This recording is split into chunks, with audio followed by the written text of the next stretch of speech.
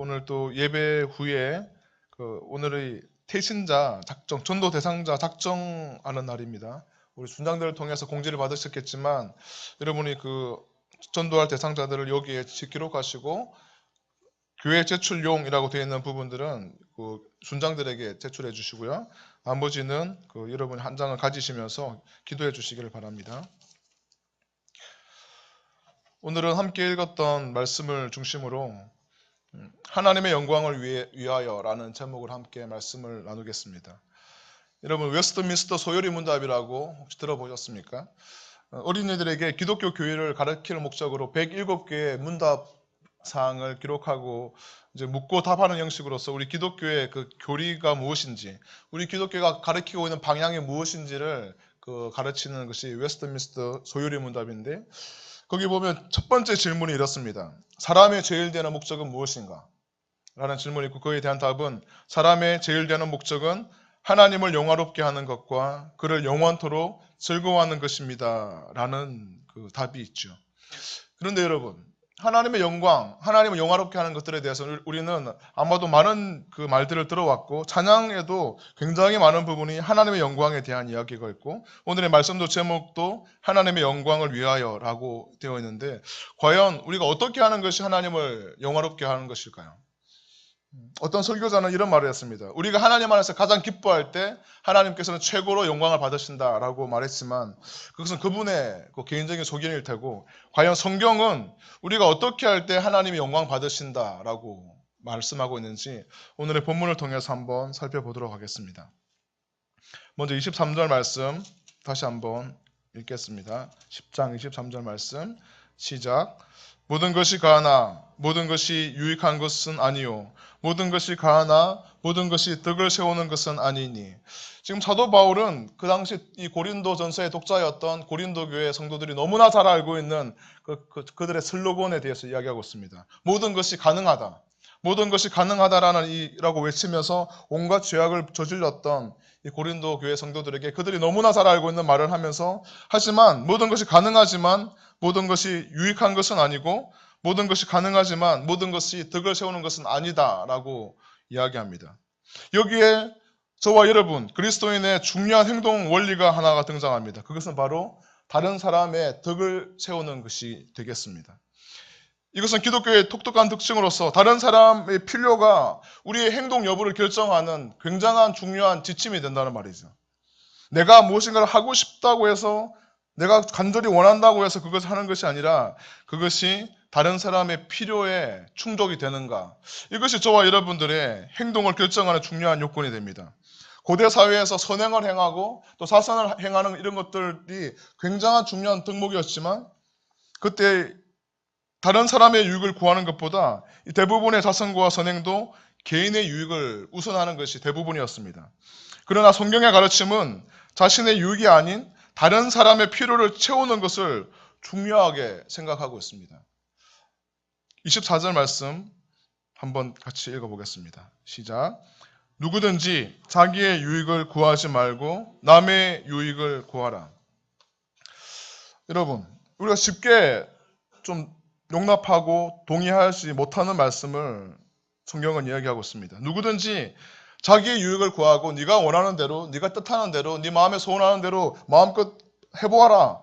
이렇게 하면 우리가 너무나 편하게 하나님의 말씀을 아멘으로 받을 수 있겠지만 오늘의 말씀은 누구든지 자기의 유익을 구하지 말고 남의 유익을 구하라 라고 말하고 있죠.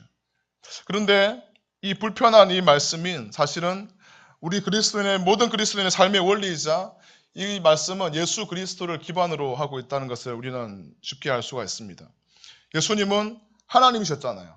거룩하신 하나님이셨음에도 불구하고 자신의 영광과 유익을 구하지 않으시고 우리의 죄에서 우리를 구원하시기 위해서 우리의 죄를 대신 지시고 십자가에서 피 흘려 죽으셨습니다.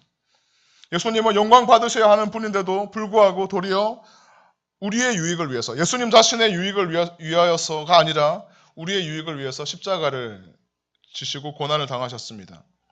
그래서 빌립보서에서는 우리에게 모범을 보이신 예수님의 희생에 대해서 이렇게 말씀하고 있습니다. 화면 한번 띄워주시고요. 빌립보서 2장의 말씀입니다.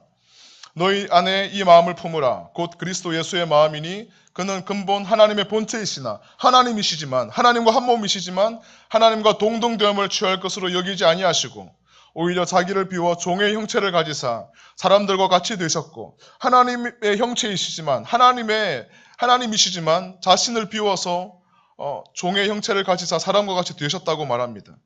사람의 모양으로 나타나 자기를 낮추시고 죽기까지 복종하셨으니 그 십자가에서 죽으심이라.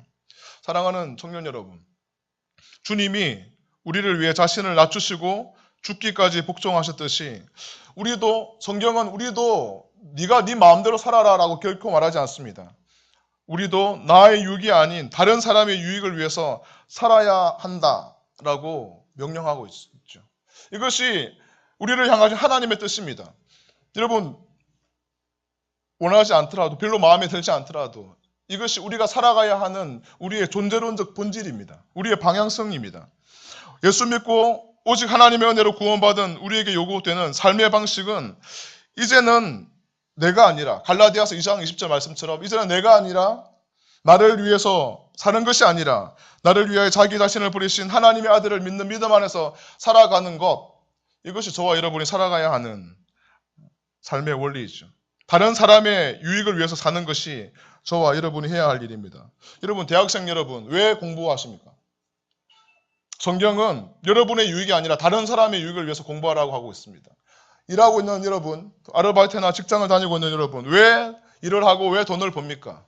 다스리는 왜 이데아에서 커피를 내립니까?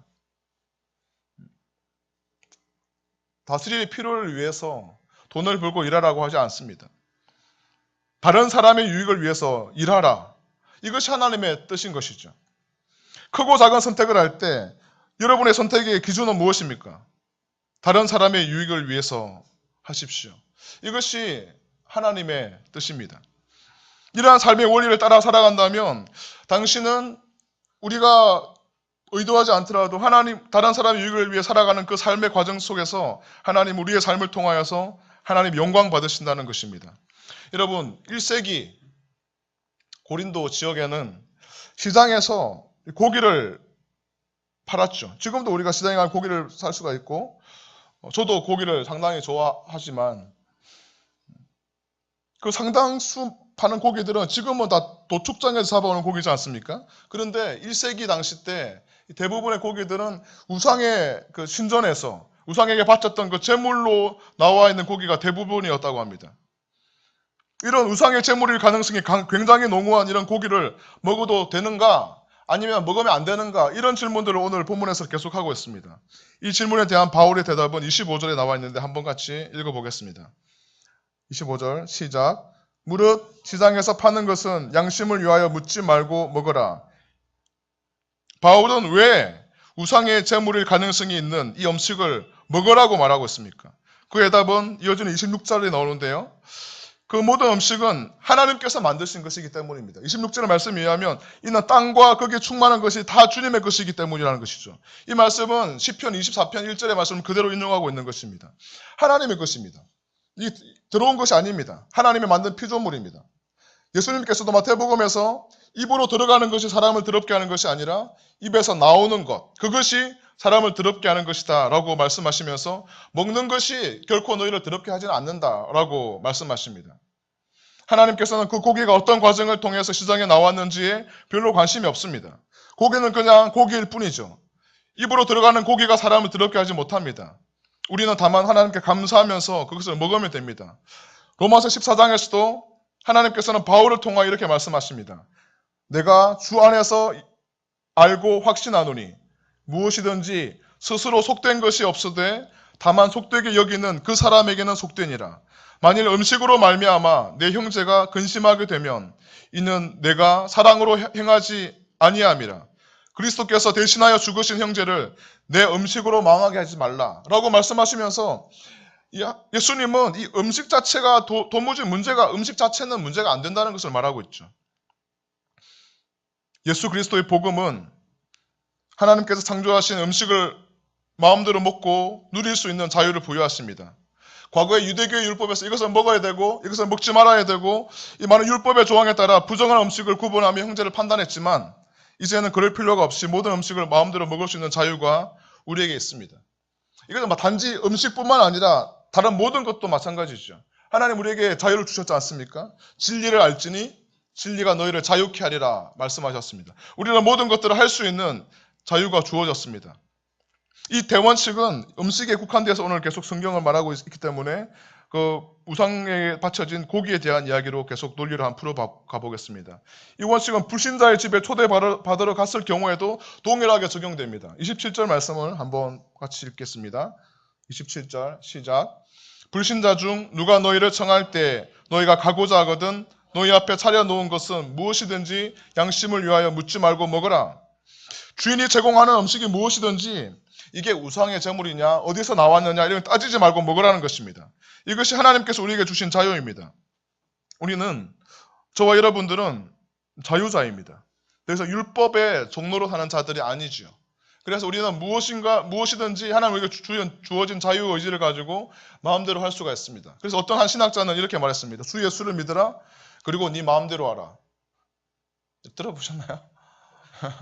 네, 제 말이 아니라 그렇게 할 수 있는 하나님 자유를 주셨어요. 하지만 우리에게 주어진 자유는 결코 방종을 의미하지 않습니다. 그래서 이 자유는 무엇인가에 의해서 통제를 받게 되는데 그것이 우리가 오늘 논의해야 되는 굉장히 중요한 내용인 것이죠.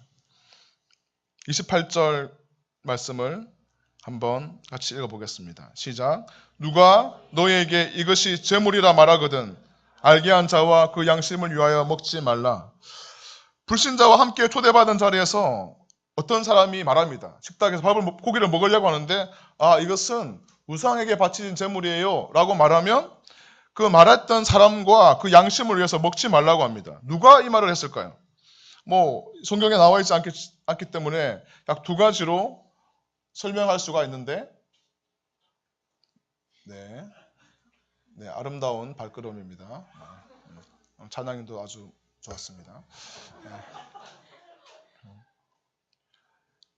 이것은 우상에게 바친 제물이에요 라고 말하는 사람들이 어떤 경우의 수를 보면 그렇게 말하는 사람은 불신자라고 추정을 할 수가 있습니다. 왜냐하면 그 당시에 많은 사람들은 이 그리스도인들은 유대교의 한 분파였고 유대교도들은 하나님을 믿는 사람들은 우상에게 바쳐진 제물을 먹지 않는다고 곧 그 말은 우상의 존재를 인정하지도 않고 우상에게 속한 그 어떤 것에도 동조하지 않겠다는 것을 알고 있기 때문에 기독교인이 만약에 이 우상의 음식을 먹으면 자신의 어떤 믿음의 신념에 저해가 되기 때문에 그것을 알려주고자 이것은 우상에게 바쳐진 제물이에요 라고 말을 한다는 것이죠.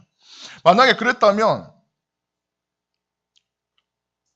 그 말했던 사람의 양심을 위해서 고기를 먹지 말라라고 바울은 말하고 있습니다. 왜 그럴까요? 우리가 만약에 그것을 알려주었음에도 불구하고 그 사람이 말할 때는 이것은 그리스도인을 먹으면 안 되는데 먹으면 이 사람들도 우리가 섬기는 우상에게 함께 동조하고 그들을 섬기는 것이라고 의미를 부여할 수 있는데 그렇다면 이들의 신앙은 우상 숭배를 그냥 허용하는 것이다 라는 생각을 가지게 되겠죠. 그렇기 때문에 그들의 불필요한 오해와 또 양심을 저촉하며 시험에 들지 않게 하기 위해서 먹지 말라는 것입니다.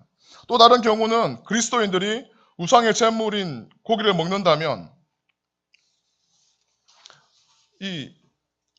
그것을 먹으려고 하는 시도하는 것을 바라보고 있던 어떤 믿음이 연약한 그리스도인, 그러니까 모든 것을 다 먹어도 된다라고 생각하고 있는 이런 생각이 아니라 아직 믿음이 연약한 동료 그리스도인들이 이것을 먹으면 안 되는데 그리스도인들은 이 음식을 우상에게 바쳐진 제물을 먹으면 안 되는데 먹으면 그 우상에게 동조하는 것인데 라는 생각을 가지고 있는 사람들이 이것들을 바라본다면 그래서 이것을 먹지 말라라고 말한다면 우리는 그 사람들의 자유를 위해서 먹으면 안 된다는 것이죠. 왜냐하면 그들의 양심이 시험을 받고 그들이 이 예수 믿어도 우상 숭배를 해도 되는구나 라는 착각을 받을 수 있기 때문에 우리는 우리에게는 자유가 있지만 우리의 자유를 위해서가 아니라 다른 사람들의 자유를 위해서 그들의 양심을 위해서 그들의 덕을 세우게 하기 위해서 그들의 시험에 들지 않게 하기 위해서 우리는 우리에게 있는 자유를 우리에게 있는 권리를 사랑을 가지고 사랑으로 그것을 제한해야 된다는 그런 이야기를 하고 있습니다. 나의 자유와 권리마저도 다른 사람의 유익이 되고 다른 사람에게 덕이 된다면 그 자유와 권리를 제한하는 것이 그리스도인의 삶의 원리입니다. 이것은 오늘 대표기도했던 기도자의 기도의 내용을 들어보시면서 무슨 생각을 하셨습니까? 우리 수빈이가 원래 그랬나? 아니면 이 짧은 시간 동안 굉장히 많이 성숙했나? 라고 저는 그 기도를 들으면서 확 생각을 많이 했는데 하나님의 은혜가 우리 수빈이 가운데 임한 것 같습니다. 우리 요셉 청년부의 부회종 후보로 오르기에 전혀 손색이 없는 영성을 소유한 것 같습니다. 수빈이가 기도했던 내용에도 고스란히 담겨 있었지만 우리에게는 자유와 권리가 있습니다. 하지만 우리의 자유와 권리마저 다른 사람의 유익이 되고 다른 사람에게 덕이 된다면 그것을 제한하는 것. 이것이 하나님께서 우리에게 요구하시는 그리스도인의 삶의 원리인 것이죠. 우리에게 요구되는 것은 우리의 자유와 권리를 추구하는 것이 아니라 다른 사람의 유익을 구하는 것입니다.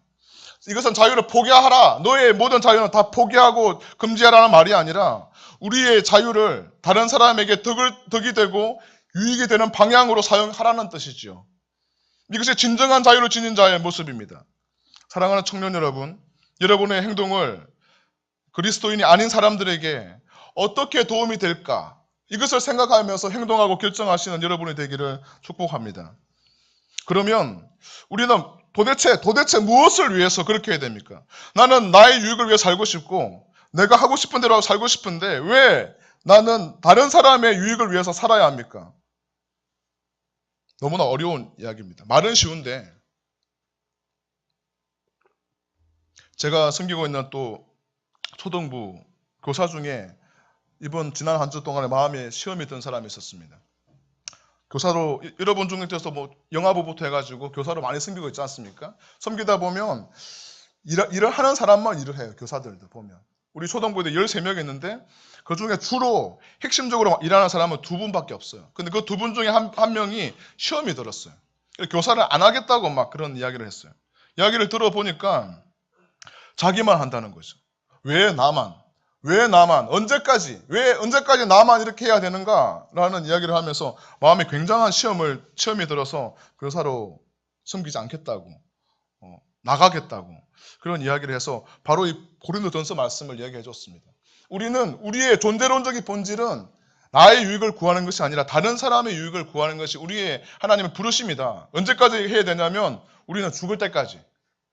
주님의 그 보좌 앞에 설 때까지 우리는 다른 사람의 유익을 위해서 살도록 부름받은 자들이다. 우리의 방향성은 그것이다. 라고 좀 섭섭한 이야기죠. 얼마나 힘드신가요? 괜찮습니다. 그 사람이 나쁜 놈이고 당신은 착한 사람입니다. 이렇게 해야 되는데 죽을 때까지 그렇게 하라니까 이 사람이 시험에 들을 줄 알고 저는 굉장히 긴장했었는데 이번 주에 나오셨더라고요. 너무 감사하게도. 왜 우리는 다른 사람의 유익을 위해서 살아가야 할까요? 하고 싶은 거 많잖아요, 솔직히. 자기 주장이 없는 사람 누가 있겠습니까?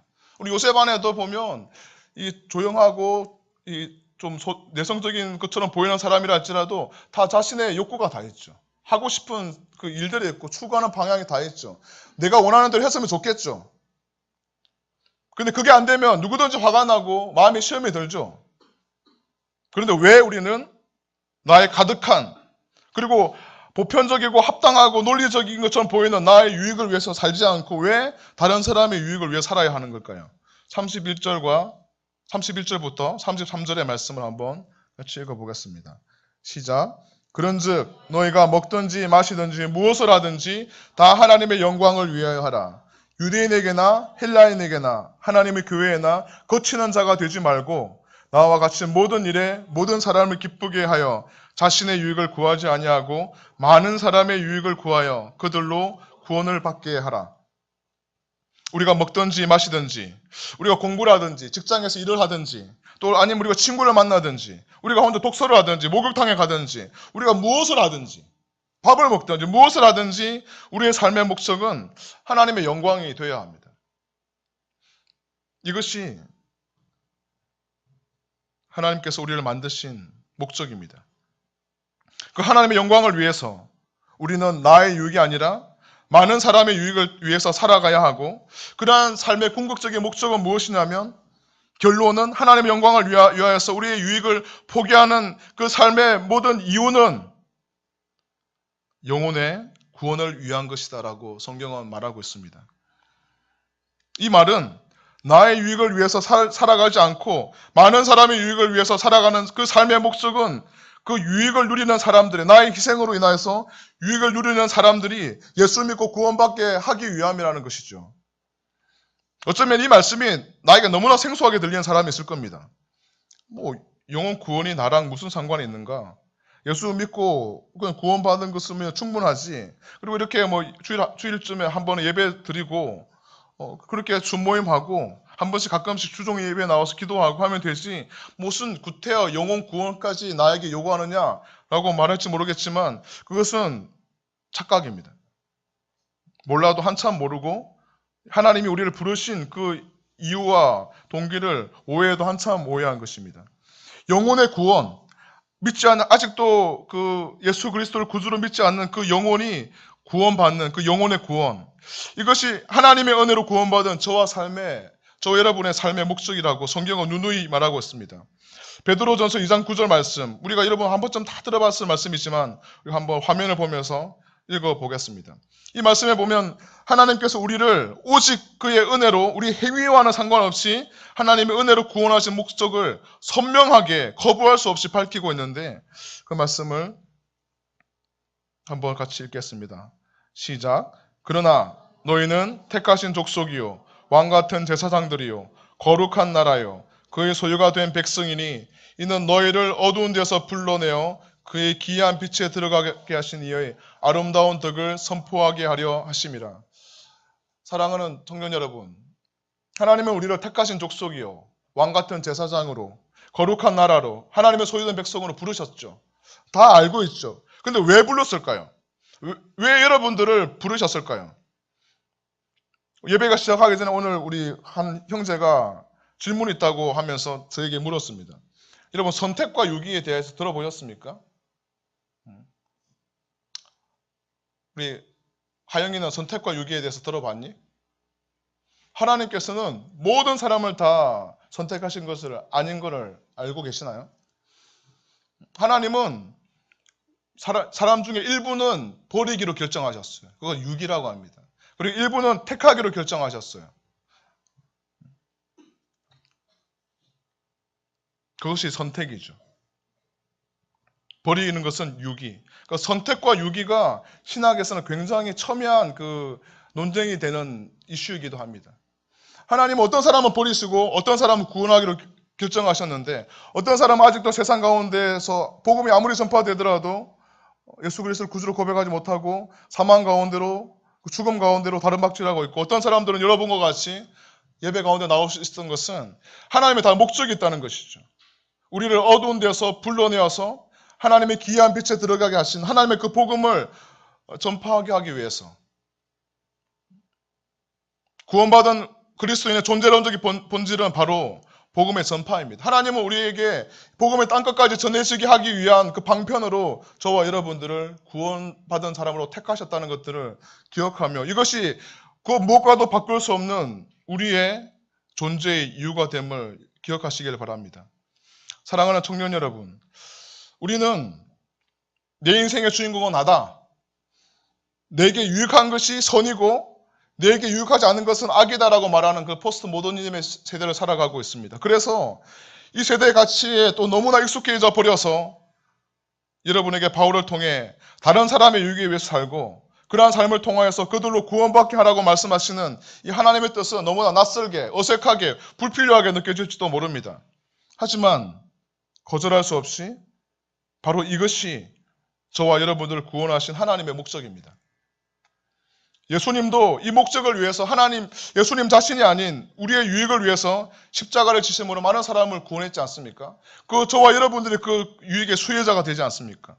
사도 바울도 예수님을 만난 후에 자신의 유익이 아닌 다른 사람의 유익을 위해서 살아갔습니다. 그리고 그러한 삶의 열매로 많은 교회를 개척했고 그 열매를 통하여서 많은 구원받은 자들이 생겨나게 되었습니다.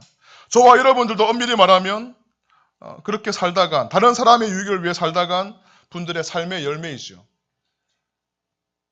오늘 우리가 처음에 시작할 때 광고 영상에도 나왔지만 선교사님들의 삶, 이런 마음을 품고 다른 사람의 우리의 유익을 위해서 우리를 구원하기 위해서 이 땅에 오신 선교사님들이 없었다면 우리가 어떻게 하나님을 이 시간 예배할 수 있는 그 영광을 누릴 수가 있겠습니까? 예수님처럼 바울처럼 여러분의 삶이 자신의 유익이 아닌 다른 사람의 유익을 위해서 살아가고 그러한 여러분의 삶을 통하여서 많은 사람들이 구원을 받을 수 있기를 주님의 이름으로 축복합니다. 이것이 우리를 구원하신 하나님의 뜻입니다. 그리고 그러한 삶을 살아갈 때 여러분의 삶을 통하여서 하나님은 영광을 받으십니다. 여러분 요한 세바스찬 바흐를 아시나요? 찬미 실용음악과에서는 안 배우나? 바흐. 네. 요한 세바스찬 바흐라고 독일의 유명한 음악가이죠. 바로크 음악을 대표하면서 수많은 곡을 남겨서 음악의 아버지라고 불리는 이 바흐의 삶을 잠깐 소개하겠습니다. 그는 자신의 작품마다 이 이니셜을 서명을 했는데 어떻게 했냐면 S, D, G라는 그 서명을 모든 자신의 그 작품에 남겼다고 합니다. 이 말은 로마서 16장 27절에 있는 말인데 S는 솔리, D는 데오, G는 글로리아. 솔리 데오 글로리아. 오직 하나님께 영광. 오직 하나님께 영광이라는 이 이니셜을 자기의 모든 작품에 남겼다는 것이죠.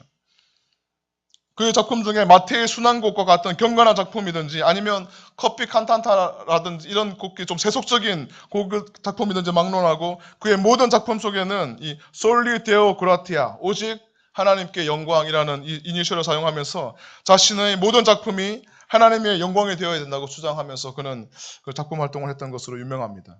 사랑하는 청년 여러분, 여러분은 지금 하나님의 영광을 위해 살고 있습니까?